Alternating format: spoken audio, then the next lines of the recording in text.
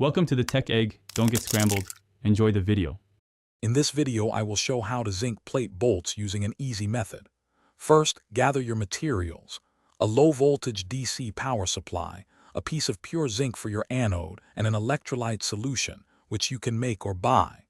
Safety is paramount, so ensure you have good ventilation and wear protective gloves and eye protection.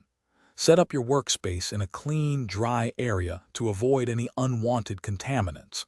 This preparation is key for a successful plating job.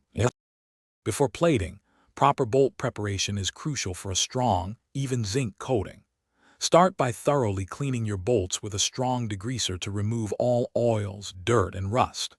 Rinse them meticulously with distilled water to ensure no cleaning solution remains, as this can interfere with the plating. Finally, lightly abrade the bolt surfaces with fine sandpaper or a wire brush. This creates a slightly rough texture, helping the zinc adhere much better. Now for the plating itself. Connect your zinc anode to the positive terminal of your power supply and the bolt you're plating to the negative terminal. Carefully submerge both into your electrolyte solution, ensuring they do not touch each other. Apply a low current, usually between 0.5 and 1.0 amps, for about 30 to 60 minutes. You'll see a silvery coating begin to form on your bolt.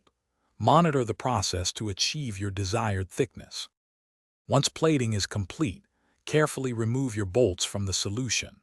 Rinse them thoroughly with distilled water to wash away any remaining electrolyte, then dry them completely to prevent water spots. For enhanced durability and corrosion resistance, you might consider applying a clear coat or a chromate conversion coating.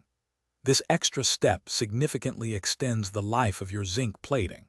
Also, remember to check the description below for a link to some great deals, including that awesome car air freshener. Thanks for watching. Consider subscribing if I helped unscramble your problems.